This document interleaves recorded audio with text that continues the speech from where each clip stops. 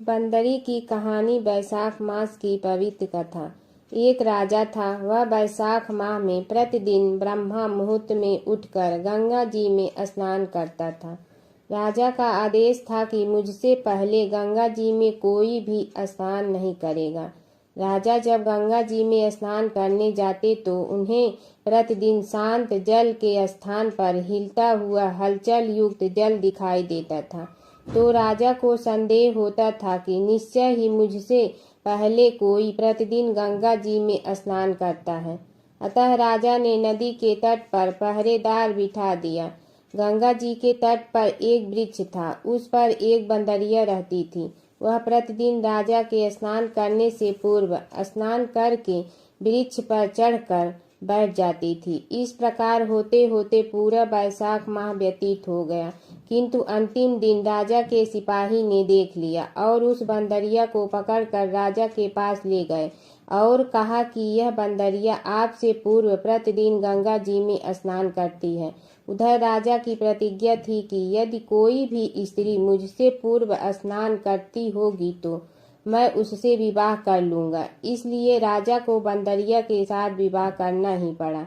वैशाख स्नान के पुण्य से बंदरी के गर्भ ठहर गया। 9 मास पूर्ण होने पर बंदरी ने राजा से पूछा कि शिशु जन्म के समय मुझे क्या करना चाहिए। तब राजा ने महल में एक घंटी लगवा दी और बंदरिया से कहा कि जब तुम्हें दर्द हो तो उसे बजा देना, मैं संपूर्ण प्रबंध कर दूंगा। राजा की अन्य रानियां भी थीं, उनकी कोई संतान नहीं थी। बंदरिया को गर्भ है यह समाचार जानकर अन्य रानियां मन ही मन बंदरिया से ईर्ष्या करने लगी और भावी संतान का नाश करते हेतु विभिन्न योजनाएं बनाने लगी। घंटी लगी देखकर एक रानी ने बंदरिया से इसका कारण पूछा। बंदर ने संपूर्ण वृतांत बता दिया। रानी ने बहकाया कि यह एक बार घंटी बजाकर तो देख ले कि राजा आते हैं या नहीं। बंदरी ने घंटी बजाई तो राजा दौड़े दौड़े महल में आए और घंटी बजाने का कारण पूछा। इस पर बंदरी ने उत्तर दिया कि मैंने तो रानियों के कहने पर घंटी बजाई थी। तब रानियों ने राजा से कहा कि यह तो पशु और न जाने कितनी बार घंटी बजाएगी। इस प्रकार कहकर उन्होंने घंटी को हटवा दिया। कुछ दिनों बाद बंदरी के शिशु जन्म का समय आया तो उसने अन्य रानियों से पूछा कि मैं क्या करूं। तब रानी ने कहा कि तुम आंखों पर पट्टी बांधकर सो जाओ। बंदरी के वैशाख माह के स्नान के पुण्य प्रताप के रूप में एक सुंदर पुत्र हुआ। शिशु के जन्म होते ही उसके रोने से पूर्व ही रानियों ने उसे एक टोकरी में रखकर दासी को दे दिया और आदेश दिया कि इसे नदी में बहा कर आओ और उस शिशु के स्थान पर एक पत्थर रख दिया। राजा को भी कहलवा दिया कि बंदरी ने एक पत्थर को जन्म दिया। राजा ने सुना तो उन्होंने भी संतोष कर लिया है कि जब दूसरी रानियों के संतान नहीं है तो यह तो बंदरी है, इसके क्या संतान होगी। उधर दासी ने उस सुंदर सुशील शिशु को नदी में न बहाकर कुम्हार के खंडर में रख दिया। दूसरे दिन कुम्हार कुम्हारी खंडर में आए तो वहां एक सुंदर शिशु को रोता हुआ देखा। कुम्हार कुम्हारिन भी निसंतान थे। उन्होंने उस शिशु को अपने लिए भेजी गई भगवान की भेंट माना और बड़े प्रेम से शिशु का पालन पोषण करने लगे। कुछ बड़ा होने पर बालक को यह ज्ञात हुआ कि वह रानी बंदरी का पुत्र है, जिनको रानियों ने मरवाना चाहा था। एक दिन वह बालक कुम्हार के बनाए हुए मिट्टी के हाथी घोड़े लेकर पनघट पर जा बेटा और दासियों को देखकर कहने लगा कि आओ रे मेरी मिट्टी के हाथी घोड़े, पानी पियो। जब दासियों ने यह बात सुनी तो वह हंसने लगी और बोली, अरे मूर्ख, कभी मिट्टी के हाथी घोड़े भी पानी पीते हैं क्या। इस पर उस बालक ने कहा कि कभी बंदरी के भी पत्थर जन्म लेते हैं क्या। उस बालक की यह बात दासियों ने जाकर महल में कही। तब रानियों ने दूसरे दिन विष मिलाकर लड्डू भेज दिए। ईश्वर की कृपा से लड्डू गोद और बादाम के हो गए और उन लड्डू को खाने से उस लड़के की मृत्यु नहीं हुई। यह समाचार दासी ने रानी को कहा और रानी ने राजा से कहकर कुम्हार को देश से निकलवा दिया। कुम्हार वन में रहने लगा। तत्पश्चात अगले वर्ष चित्र माह में माता गणगौर के पूजन का दिन आया तो वह बंदरी का पुत्र 108 करवे और 108 गोली लेकर तथा घड़े में पानी भरकर बगीचे के बाहर बैठ गया। उधर राजा की और साहूकार की पुत्रियां गणगौर बनाने के लिए मिट्टी लेने के लिए आई। तब बगीचे में खेलने और झूलने लगी। इस कारण कुछ समय बाद उन्हें प्यास लगी। तब उन्होंने उस बंदरी के पुत्र से जल पिलाने के लिए कहा तो उस बालक ने उत्तर दिया कि मेरे पास एक गोली है, उसे खाते जाओ और मेरी चारों ओर फेरे लगाती जाओ, तब मैं तुम्हें जल पिलाऊंगा। इस पर पहले तो कन्याओं ने मना किया, किंतु प्यास तीव्र होने के कारण मान गई। इस प्रकार गोली खाने और उस युवक के साथ फेरे लेने से वह गर्भवती हो गई। बाद में जब उनके माता पिता को यह ज्ञात हुआ तो वह सभी कुम्हार के पास आए और संपूर्ण वृत्तांत सुनाया तथा कहा कि तेरे पुत्र ने हमारी कन्याओं से विवाह किया है, अब तुम्हें इन्हें अपने पास रखना होगा। तब कुम्हार ने निर्धन होने के कारण असमर्थता व्यक्त की। 2 कन्याओं की माता पिता ने बहुत सारा धन देकर अपनी कन्याओं को कुम्हार के घर विदा किया और कुम्हार के घर 108 बहुएं आ गई और कालांतर में उनके 108 ही पोते हो गए। कुम्हार ने समस्त नगरी को भोजन हेतु निमंत्रण दिया और राजा को भी बुलवा दिया। राजा के यहाँ से रानी बंदरी के अतिरिक्त सब भोजन हेतु पधारे। तब राजकुमार राजा की आज्ञा लेकर बंदरी को लेने रथ पालकी लेकर गया और लाकर सभा में सबसे ऊंचे स्वर्ण आसन पर बैठाया। राजकुमार ने अपनी सभी पत्नियों को समझा दिया था कि बंदरी मुझे जन्म देने वाली माता है।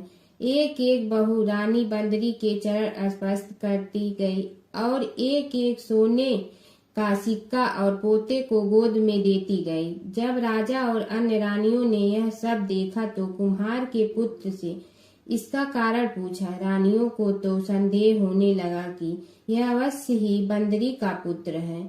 इसलिए रानी और रूठ कर राजा को कहने लगी कि कुम्हार के पुत्र ने हमारा अपमान किया है और बंदरी का सम्मान किया है, अतः हम लौट कर जा रहे हैं। इधर राजा को पुत्र के जन्म का संपूर्ण रहस्य ज्ञात हो गया, इसलिए उन्होंने रानियों को देश निकाल दिया और अपनी सभी पुत्र वधू एवं पुत्रों को लेकर महल में आया और राजकुमार का राज तिलक हुआ। कुम्हार कुम्हारिन को राजकुमार ने महल में रहने के लिए निवेदन किया, किंतु वह नहीं माने। तब राजा ने उन्हें ढेर सारा धन दे दिया। वैशाख स्नान का इतना महत्व है तो सबको वैशाख स्नान करना चाहिए। बंदरी ने वैशाख स्नान किया तो उसे राजा का राज्य, पुत्र, बहुएं आदि प्राप्त हुई है। ईश्वर जैसी बंदरी को पुण्य मिले, इस प्रकार हमें भी पुण्य देना। माता सीता की कथा। यह कहानी सीता माता कहती थी और श्री राम इसे सुना करते थे। एक दिन श्री राम भगवान को किसी काम के लिए बाहर जाना पड़ा तो सीता माता कहने लगी कि भगवान, मेरा तो 12 वर्ष का नित्य नियम है, अब आप बाहर जाएंगे तो मैं अपनी कहानी किसे सुनाऊंगी। श्री राम ने कहा कि तुम कुएं की पाल पर जाकर बैठ जाना और वहां जो औरतें पानी भरने आएंगी उन्हें अपनी कहानी सुना देना। सीता माता कुएं की पाल पर जाकर बैठ जाती हैं। एक स्त्री आई, उसने रेशम की जड़ी की साड़ी पहन रखी थी और सोने का घड़ा ले रखा था। सीता माता उसे देख कहती हैं कि बहन, मेरा 12 वर्ष का नित्यनेम सुन लो। पर वह स्त्री बोली कि मैं तुम्हारा नित्यनेम सुनूंगी तो मुझे घर जाने में देरी हो जाएगी और मेरी सास मुझसे लड़ेंगी। उसने कहानी नहीं सुनी और चली गई। उसकी रेशम जड़ी की साड़ी फट गई, सोने का घड़ा मिट्टी के घड़े में बदल गया। सास ने देखा तो पूछा कि ये किसका दोष अपने सिर लेकर आ गई है। बहू ने कहा कि कुएं पर एक औरत बैठी थी। उसने कहानी सुनने के लिए कहा, लेकिन मैंने सुनी नहीं, जिसका यह फल मिला है। बहू की बात सुनकर अगले दिन वही साड़ी और घड़ा लेकर सास कुएं की पाल पर गई। सास को वहीं माता सीता बैठी मिली, तो माता सीता ने कहा कि बहन, मेरी कहानी सुन लीजिए। सास बोली कि एक बार छोड़, मैं तो 4 बार कहानी सुन लूंगी। राम आए लक्ष्मण आए, देश के पुजारी आए, नित नेम का नेम लाए, आओ राम बैठो राम। तपी रसोई जियो राम, माखन मिश्री खाओ राम। दूध बतासा पियो राम, सूत के पलका मोठो राम। साल दुसाला पोठो राम, साल दुसाला ओढ़ो राम। जब बोलो जब राम ही राम, राम संवारे सबके काम। खाली घर भंडार भरेंगे, सबका बेड़ा पार करेंगे। श्री राम जय राम जय जय राम। सास बोली कि बहन, कहानी तो बहुत अच्छी लगी। कहानी सुनकर सास घर चली गई और उसकी साड़ी फिर से रेशम जरी की बन गई। मिट्टी का घड़ा फिर सोने के घड़े में बदल गया। बहू कहने लगी, सासू माँ, आपने ये सब कैसे किया? सास ने कहा कि बहू, तू दोष लगा के आई थी और मैं अब दोष उतार कर आ रही हूँ। बहू ने फिर पूछा कि वह कुएं वाली स्त्री कौन है? सास बोली कि वे सीता माता थीं। वे पुराने से नया कर देती हैं, खाली घर में भंडार भर देती हैं। वह लक्ष्मी जी का वास घर में कर देती हैं। आदमी की जो भी इच्छा हो उसे पूरा कर देती हैं। बहू बोली कि ऐसी कहानी मुझे भी सुना दो। सास बोली कि ठीक है, तुम भी सुनो। और सास ने कहानी शुरू की। राम आए लक्ष्मण आए, देश के पुजारी आए, नित नेम का नेम लाए, आओ राम बैठो राम। तपी रसोई जियो राम, माखन मिश्री खाओ राम। दूध बतासा पियो राम, सूत के पलका मोठो राम। साल दुसाला पोठो राम, साल दुसाला ओढ़ो राम। जब बोलो जब राम ही राम, राम संवारे सबके काम। खाली घर भंडार भरेंगे, सबका बेड़ा पार करें। श्री राम जय जय राम। कहानी सुनकर बहू बोली कि कहानी तो बहुत अच्छी है। सास ने कहा कि ठीक है, इस कहानी को रोज कहा करेंगे।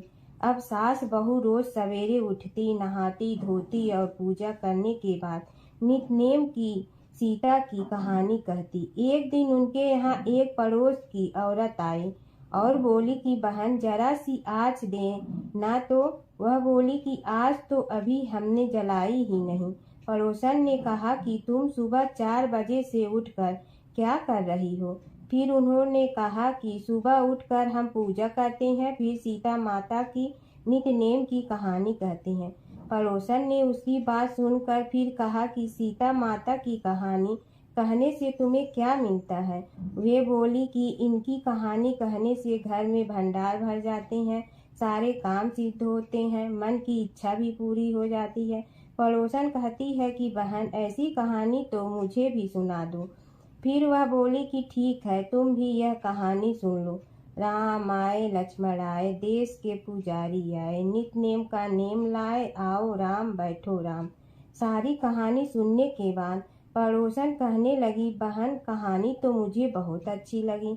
अब वह पड़ोसन भी नित नेम सीता माता की कहानी कहने लगी। कहानी कहने से सीता माता ने पड़ोसन के भी भंडार भर दिए। अब तो पूरे मोहल्ले में नित नेम की कथा चल पड़ी। हर किसी की मनोकामना पूरी होने लगी। हे सीता माता, जैसे आपने उनके भंडार भरे, वैसे ही आप हमारे भी भंडार भरना, सबकी भरना, कहानी सुनने वाले के भी और कहानी कहने वाले के भी। एक बूढ़ा ब्राह्मण था। वह रोज पीपल को जल से सींचता था। पीपल में से रोज एक लड़की निकलती और कहती, पिताजी, मैं आपके साथ जाऊंगी। यह सुनते सुनते बूढ़ा दिन ब दिन कमजोर होने लगा। तो बुढ़िया ने पूछा कि क्या बात है? बूढ़ा बोला कि पीपल से एक लड़की निकलती है और कहती है कि वह भी मेरे साथ चलेगी। बुढ़िया बोली कि कल ले आना उस लड़की को, जहाँ 6 लड़कियां पहले से ही हमारे घर में है, वहाँ 7वीं लड़की और सही। अगले दिन बूढ़ा उस लड़की को घर ले आया। घर लाने के बाद बूढ़ा ब्राह्मण आटा मांगने गया तो उसने पहले दिनों की अपेक्षा आज ज़्यादा आटा मिला था।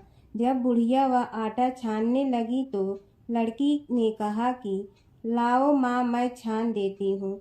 जब वह आटा छानने बैठी तो परात भर गई। उसके बाद माँ खाना बनाने जाने लगी तो लड़की बोली कि आज रसोई मैं बनाऊंगी। तो बुढ़िया बोली कि ना, तेरे हाथ जल जाएंगे। लेकिन लड़की नहीं मानी।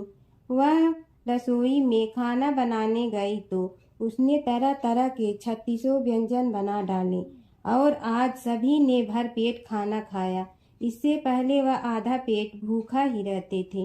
रात हुई तो बुढ़िया का भाई आया और कहने लगा कि दीदी, मैं तो खाना खाऊंगा। बुढ़िया परेशान हो गई कि अब खाना कहाँ से लाऊंगी। लड़की ने पूछा कि क्या बात है माँ। उसने कहा कि तेरा मामा आया है और रोटी खाएगा, लेकिन रोटी तो सबने खा ली है, अब उसके लिए कहाँ से लाऊंगी। लड़की बोली कि तू चिंता मत कर माँ, मैं बना दूंगी।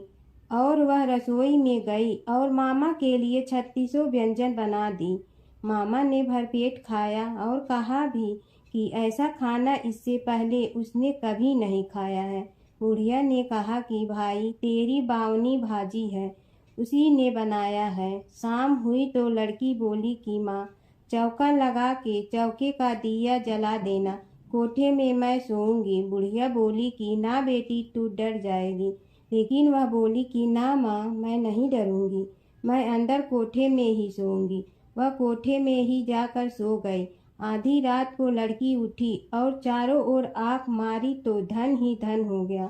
वह बाहर जाने लगी तो एक बूढ़ा ब्राह्मण सो रहा था। उसने देखा तो कहा कि बेटी, तू कहाँ चली।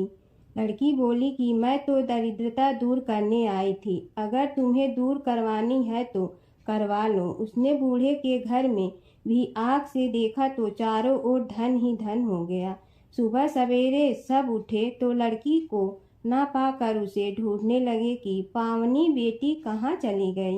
बूढ़ा ब्राह्मण बोला कि वह तो लक्ष्मी माता थी, जो तुम्हारे साथ मेरी दरिद्रता भी दूर कर गई। हे लक्ष्मी माता, जैसे आपने उनकी दरिद्रता दूर की, वैसे ही सबकी करना। एक नगर में एक ब्राह्मण दंपति रहते थे। वे दोनों प्रतिदिन 7 कोस दूर गंगा और यमुना नदी में स्नान करने जाते थे। इतनी दूर आने जाने से ब्राह्मण की पत्नी थक जाती थी। एक दिन उसने अपने पति से कहा कि हमारा एक पुत्र होता तो कितना अच्छा रहता। पुत्र के बहू आती तो हमें घर वापस जाने पर खाना बना हुआ मिलता और बहू घर का काम भी कर देती। अपनी पत्नी की बात सुनकर ब्राह्मण ने कहा कि तूने बात तो सही कही है, चल मैं तेरे लिए बहू ला ही देती हूँ। ब्राह्मण ने कहा कि एक पोटली में आटा डालकर कुछ मोहरे रख दे। ब्राह्मण के कहे अनुसार उसने पोटली बांध कर दे दी। पोटली लेकर ब्राह्मण चला गया। ब्राह्मण सफ़र के दौरान यमुना के किनारे बहुत ही सुंदर लड़कियां दिखाई दी। वे रेत में घर बनाकर खेल रही थीं। उनमें से एक लड़की ने कहा कि मैं अपना घर नहीं बिगाड़ूंगी, मुझे तो रहने के लिए एक घर चाहिए। लड़की की बात सुनकर ब्राह्मण मन ही मन सोचने लगा कि बहू बनाने के लिए यही लड़की उचित है। जब वह लड़की जाने लगी तो ब्राह्मण भी उसके पीछे पीछे उसके घर तक चला गया। वहां जाकर ब्राह्मण ने उस लड़की से कहा, बेटी, किसी के घर खाना नहीं खाता, मैं अपने साथ आटा लेकर आया हूँ। तुम अपनी माता से पूछो कि क्या वह मेरे लिए आटा छान कर 4 रोटी बना देंगी। यदि वह मेरा आटा छान कर रोटी बनाएंगी तो ही मैं रोटी खा लूँगा। लड़की ने जाकर अपनी माँ को ये सारी बात बताई। माँ ने कहा, उचित है, जाकर ब्राह्मण देव से कह दो कि वह अपना आटा दे, मैं रोटी बना दूंगी। जब वह आटा छानने लगी तो आटे में से मोहरे निकली। वह सोचने लगी कि जिसके आटे में इतनी मोहरे हैं उसके घर में कितनी मोहरे होंगी। जब ब्राह्मण खाना खाने बैठा तो लड़की की माँ ने उस ब्राह्मण से पूछा, क्या आपका कोई लड़का है और क्या आप उस लड़के की सगाई करने जा रहे हो। यह सुनकर ब्राह्मण ने कहा कि मेरे लड़का तो काशी में पढ़ने गया हुआ है, लेकिन यदि तुम कहो तो खाड़ कटोरे से विवाह करके तेरी बेटी को अपने साथ ले जाऊं। लड़की की माँ ने कहा, ठीक है ब्राह्मण देव। इस पर लड़की की माँ ने लड़की की खाट कटोरे से शादी करके ब्राह्मण के साथ भेज दिया। ब्राह्मण ने घर आकर कहा, रामू की माँ, दरवाज़ा खोल कर देख, मैं तेरे लिए बहू लेकर आया हूँ। ब्राह्मण की पत्नी भीतर से ही बोली, हमारे तो कोई बेटा बेटी नहीं है, तो बहू कहाँ से आए? दुनिया ताने मारती थी, अब आप भी मारने लगे। ब्राह्मण ने कहा, तू दरवाज़ा खोल कर तो देख। जब ब्रह्मचारी ने दरवाज़ा खोला तो सामने बहू को खड़ी देखा। उसने बहू का स्वागत किया और आदर सत्कार से अंदर ले गई। अब जब ब्राह्मण अपनी पत्नी के साथ नदी स्नान करने जाता तो पीछे से बहू घर का सारा काम करके और खाना बना कर रखती थी। वह उनके कपड़े धोती और रात को हाथ पैर भी दबाती थी।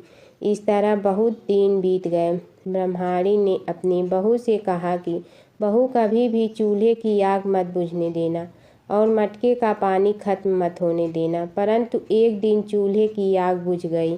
यह देखकर बहू घबरा गई और भागी भागी अपनी पड़ोसन के पास गई और कहा कि मेरे चूल्हे की आग बुझ गई है, मुझे थोड़ी आग चाहिए। मेरे सास ससुर सुबह 5 बजे से गए हुए हैं, वह थके हुए घर आएंगे, इसलिए मुझे उनके लिए खाना बनाना है। यह सुनकर पड़ोसन ने कहा कि तू तो बावली है, तुझे यह दोनों मिलकर पागल बना रहे हैं।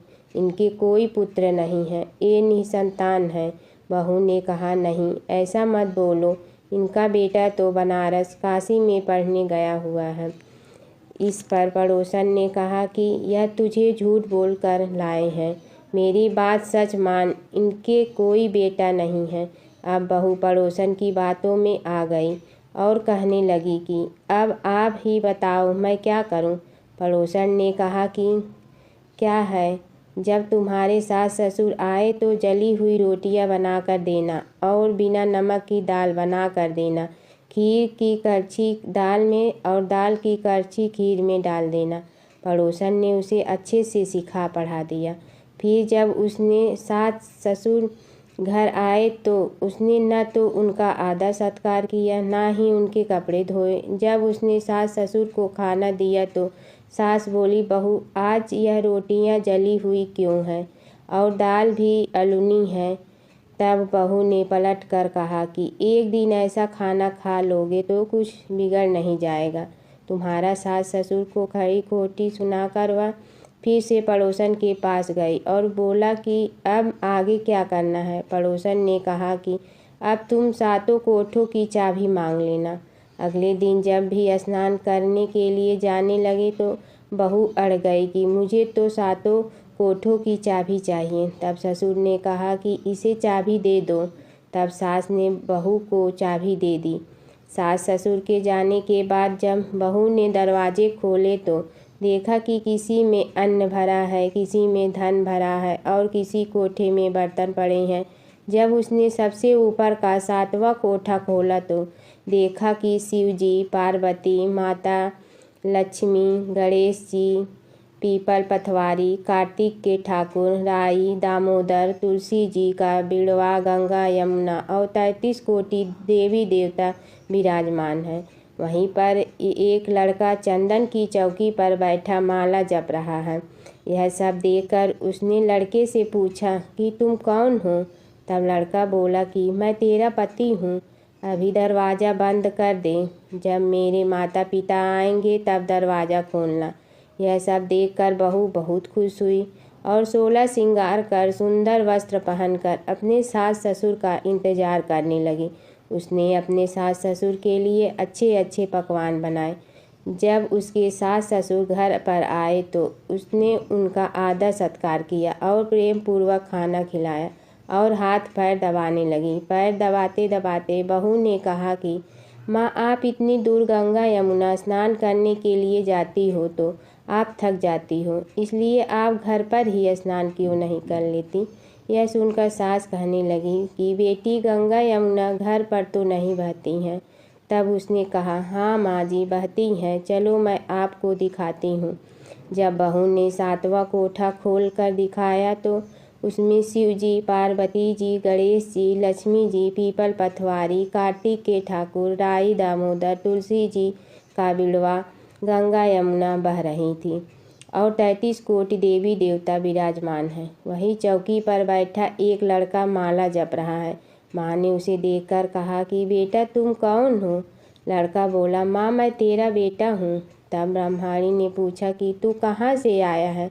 लड़के ने जवाब दिया कि मुझे कार्तिक ने भेजा है। माँ ने कहा, बेटा यह संसार कैसे मानेगा कि तू मेरा बेटा है? माँ ने कुछ विद्वान पंडितों से मदद मांगी। पंडितों ने कहा, इस पार बहू बेटा खड़े हो जाए और उस पार माँ खड़ी हो जाए।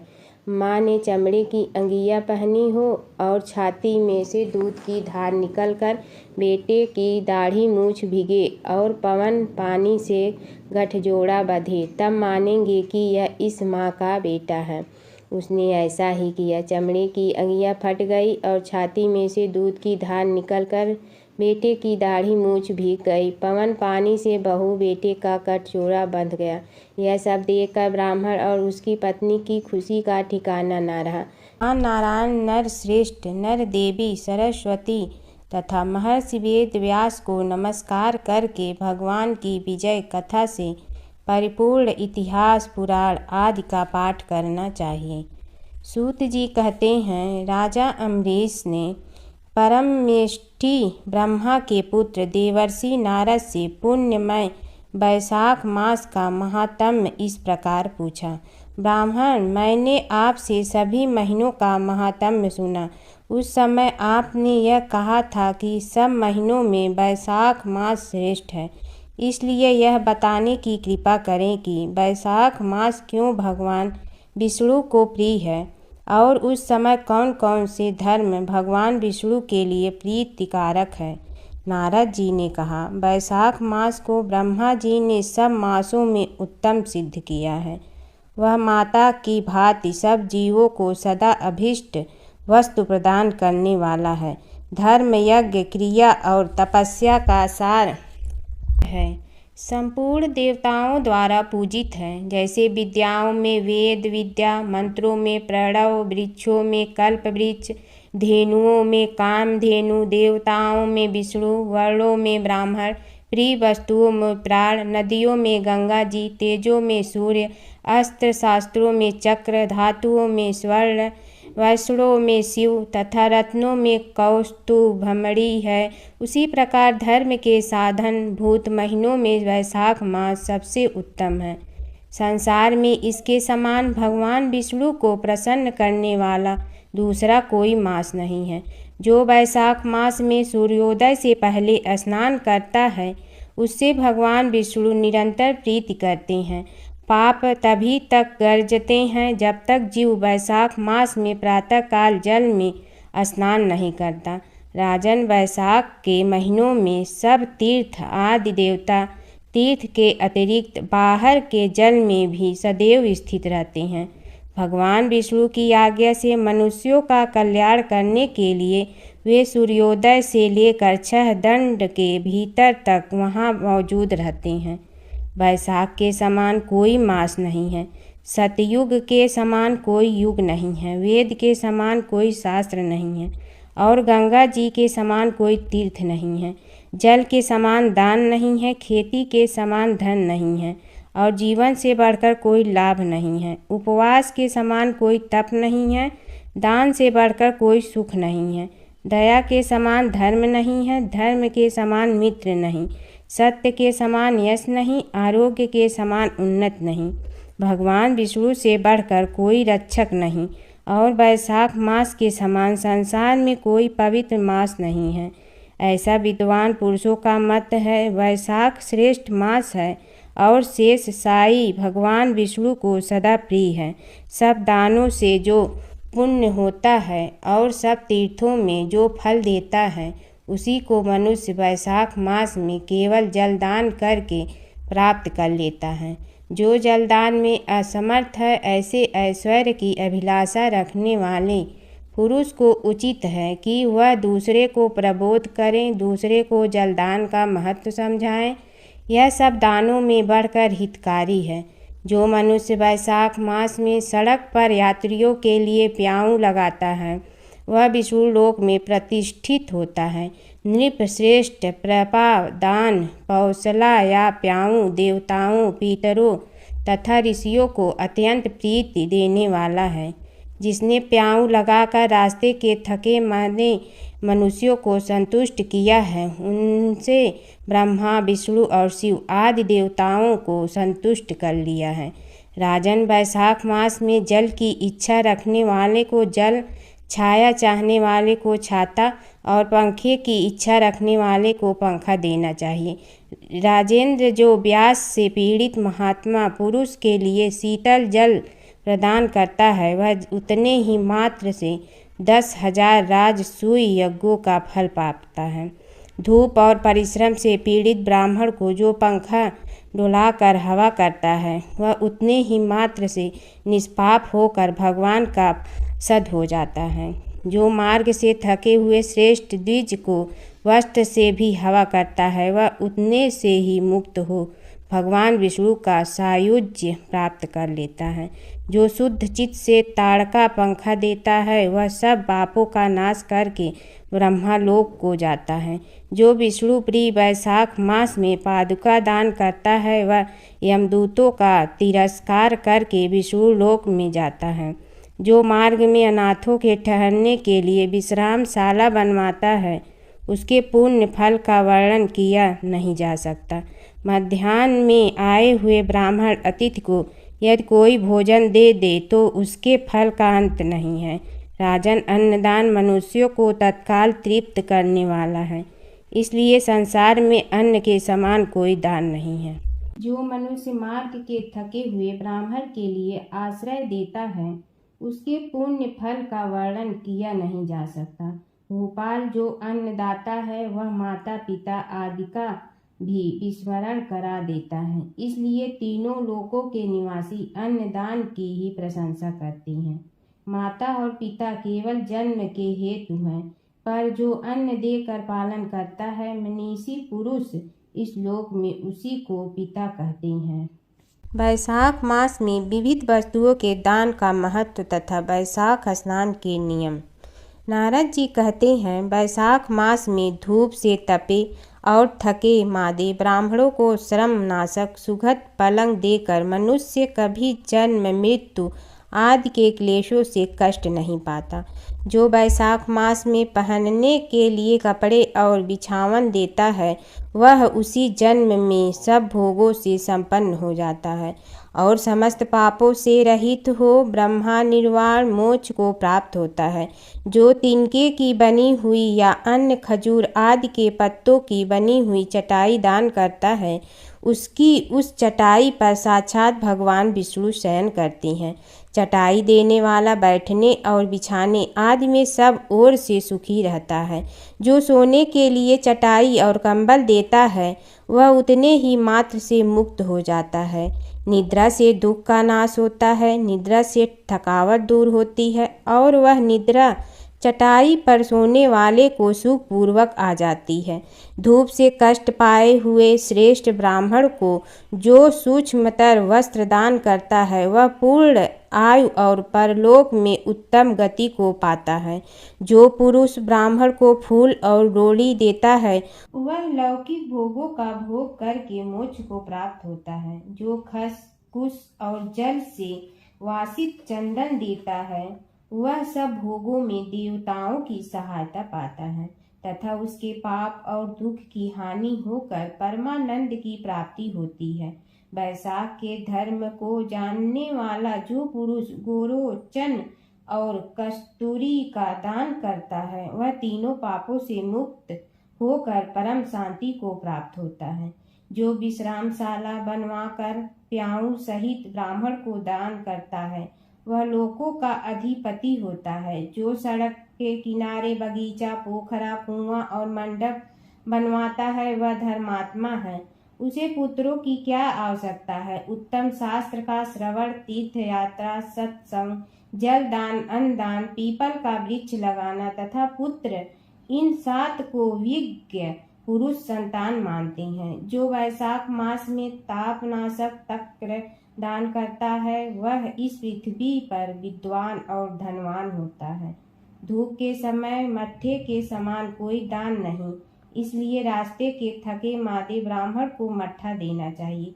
जो वैशाख मास में धूप की शांति के लिए दही और खाड़ दान करता है तथा विष्णु प्रिय वैशाख मास में जो स्वच्छ चावल देता है वह पुण्य, आयु और संपूर्ण यज्ञों का फल पाता है।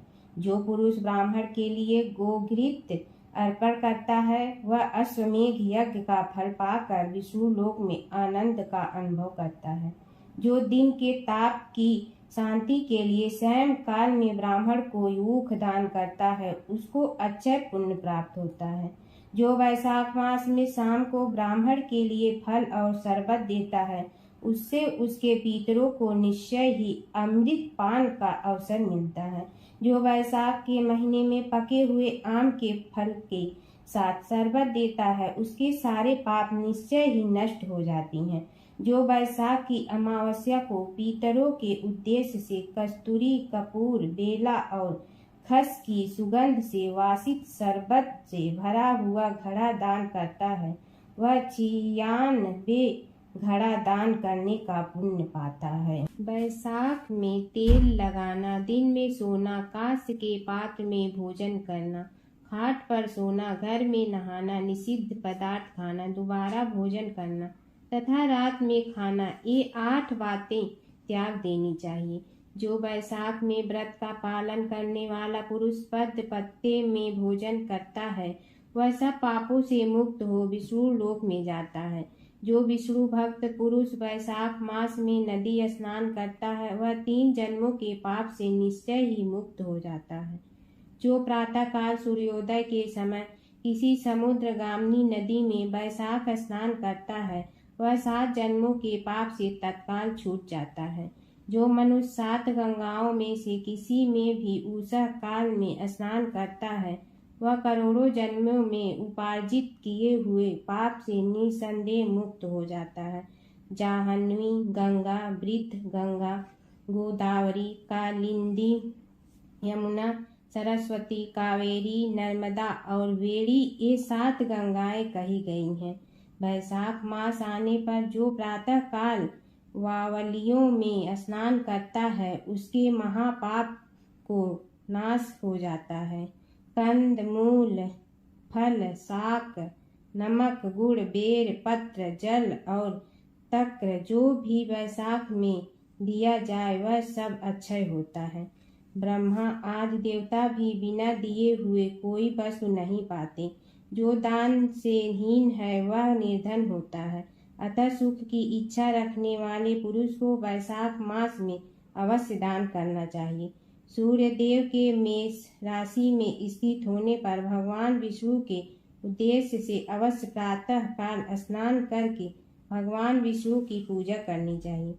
कोई महिरथ नामक एक राजा था जो कामनाओं में आसक्त और अजितेंद्रिय था। वह केवल वैशाख स्नान के सुयोग से स्वतः वैकुंठ धाम को चला गया। वैशाख मास के देवता भगवान मधुसूदन है, अतएव वह सफल मास है। वैशाख मास में भगवान की प्रार्थना करनी चाहिए। हे मधुसूदन, हे देवेश्वर माधव, मैं मेष राशि में सूर्य के स्थित होने पर वैशाख मास में प्रातः स्नान करूँगा। सूर्य के मेष राशि पर स्थित रहते हुए वैशाख मास में प्रातः स्नान के नियम में संलग्न होकर मैं आपको अर्घ्य देता हूँ।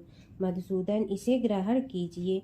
इस प्रकार अर्घ्य समर्पण करने स्नान करें, फिर वस्त्रों को पहनकर संध्या तर्पण आदि सब कर्मों को पूरा करके वैशाख मास में विकसित होने वाले पुष्पों से भगवान विष्णु की पूजा करें। उसके बाद वैशाख मास के महात्म्य को सूचित करने वाली भगवान विष्णु की कथा सुने।